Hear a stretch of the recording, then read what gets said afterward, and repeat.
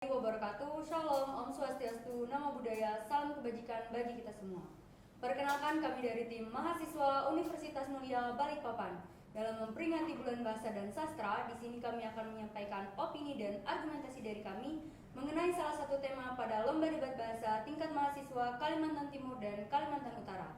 Di mana salah satu tema yang akan kami bahas kali ini ialah penggunaan bahasa asing dalam iklan, papan reklame, dan jenama atau merek usaha. Sebelum kami menyampaikan argumentasi kami, izinkan saya untuk memperkenalkan diri saya selaku pembicara pertama. Saya Laila Pasha, selanjutnya rekan-rekan saya Revan selaku pembicara kedua, Ilham selaku pembicara ketiga, dan Yustifa selaku pembicara keempat. Jadi, mengapa sih harus digunakannya bahasa asing dalam iklan, papan reklame, dan jenama atau merek usaha? Dan sebagai warga negara Indonesia, apakah penting untuk mempelajari bahasa Indonesia secara baik dan benar di era modern sekarang ini? Pertanyaan-pertanyaan tersebut tentu sudah tidak asing lagi didengar oleh telinga masyarakat, apalagi bagi kita sebagai kalangan pelajar yang notabene masih harus mempelajari bahasa wajib negara kita, yaitu bahasa Indonesia.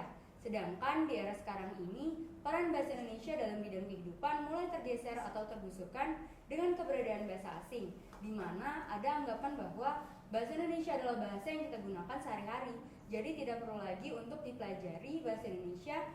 Kan sama aja, padahal jika dilihat dari sudut pandang pemakaiannya, banyak di antara kita yang masih salah dan keliru dalam mengimplementasikan bahasa Indonesia itu tersendiri. Bahkan selain bahasa persatuan kita yaitu bahasa Indonesia, yang kini dianggap sudah kurang penting untuk didalami dan dipahami, sekarang ini juga sudah tidak asing lagi bagi kita semua ketika melihat iklan-iklan yang ditampilkan di televisi, media sosial, papan-papan reklame, bahkan merek usaha, ketika menggunakan bahasa asing, khususnya bahasa Inggris, dengan menghilangkan bahasa Indonesia.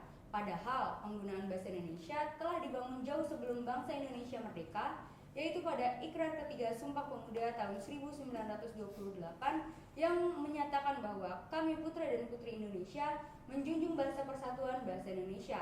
Selain itu, hal tersebut juga dipertegas dalam Undang-Undang Nomor 24 Tahun 2009 tentang bendera, bahasa, dan lambang negara serta lagu kebangsaan.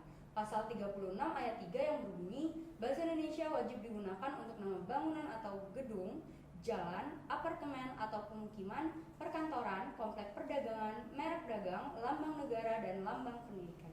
Globalisasi yang menawarkan isu perdagangan bebas telah memberikan dampak yang kurang menguntungkan terhadap perjalanan bahasa Indonesia. Bahasa Indonesia seakan-akan menjadi subordinasi bahasa asing, terutama bahasa Inggris, yang peranannya begitu penting dalam komunikasi di bidang iptek dan juga ekonomi.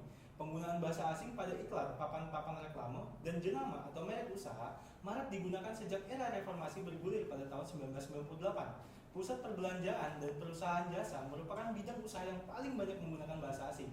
Kemajuan iptek dan juga pertumbuhan perekonomian yang semakin meningkat itulah yang menjadi salah satu faktor yang mendesak bahasa Indonesia ke dalam persaingan dengan bahasa asing. Penggunaan bahasa asing pada iklan, televisi, media sosial, papan reklame, dan merek-merek usaha tidak hanya merambah usaha berskala besar, melainkan juga usaha berskala menengah hingga usaha berskala kecil. Kami mengambil salah satu contoh yaitu kota kami, Kota Balikpapan. Bila diamati dengan seksama, penggunaan bahasa asing pada iklan, papan reklame, dan merek atau bahkan nama-nama usaha di Kota Balikpapan sendiri telah memperlihatkan berbagai jenis variasi penggunaan bahasa. Variasi-variasi tersebut antara lain, pertama, dalam variasi bahasa Indonesia, harusnya frasa yang digunakan adalah diterangkan, menerangkan. Namun, karena terpengaruh bahasa asing, frasa yang digunakan menjadi menerangkan, diterangkan. Kedua, penggunaan bahasa asing yang padanannya sudah ada dalam bahasa Indonesia. Lalu pertanyaannya, mengapa sih menggunakan bahasa asing? Sebenarnya ada dua alasan mengapa para pelaku usaha baik di Balikpapan maupun di kota-kota lainnya menggunakan bahasa asing. Pertama, sebagian dari masyarakat kita mengakui bahwa bahasa asing itu sengaja digunakan untuk mendapatkan citra positif bagi usahanya. Mereka menilai bahwa pengguna kata-kata asing sengaja digunakan untuk memberikan kesan lebih bagus, lebih berkualitas, lebih bergengsi, dan berkelas, dan sebagainya. Contohnya, ketika menggunakan menu atau nama usaha yang menggunakan bahasa asing, maka harga jual dan dari produk usaha tersebut akan naik satu tingkat lebih tinggi dibandingkan menu yang menggunakan bahasa Indonesia. Misalnya, dalam menu es jeruk diubah menjadi orange juice, maka harganya akan naik secara signifikan. Dan yang kedua, sebagian dari masyarakat pelaku usaha hanya ikut-ikutan menggunakan bahasa asing atau terpengaruh orang lain. Kelompok ini sebenarnya tidak pernah berpikir bahwa bahasa asing yang mereka gunakan itu memiliki kesan atau citra tertentu. Kembali ke bahasa nasional, mengapa bahasa Indonesia harus digunakan dalam iklan, papan reklame, dan jenama atau merek usaha? Berdasarkan Perpres nomor 63 tahun 2019 tentang penggunaan bahasa Indonesia, telah diatur bahwa bahasa Indonesia digunakan untuk nama geografi, nama badan hukum, hingga merek dagang. Perpres ini juga menegaskan bahwa bahasa Indonesia wajib digunakan pada merek dagang yang berupa kata atau gabungan kata yang dimiliki oleh warga Indonesia atau Badan Hukum Indonesia, sebagaimana juga diatur dalam Undang-Undang Nomor 20 Tahun 2016 tentang merek indikasi geografis. Penggunaan bahasa Indonesia pada merek dagang sebagaimana dimaksud dikecualikan untuk merek dagang yang merupakan lisensi asing. Penggunaan bahasa Indonesia secara nasional merupakan anugerah bagi bangsa Indonesia. Bangsa ini tidak akan memiliki kesulitan dalam melakukan komunikasi dengan seluruh suku bangsa yang ada di Nusantara. Bahasa Indonesia telah berperan sebagai alat pemersatu antar rakyat Indonesia.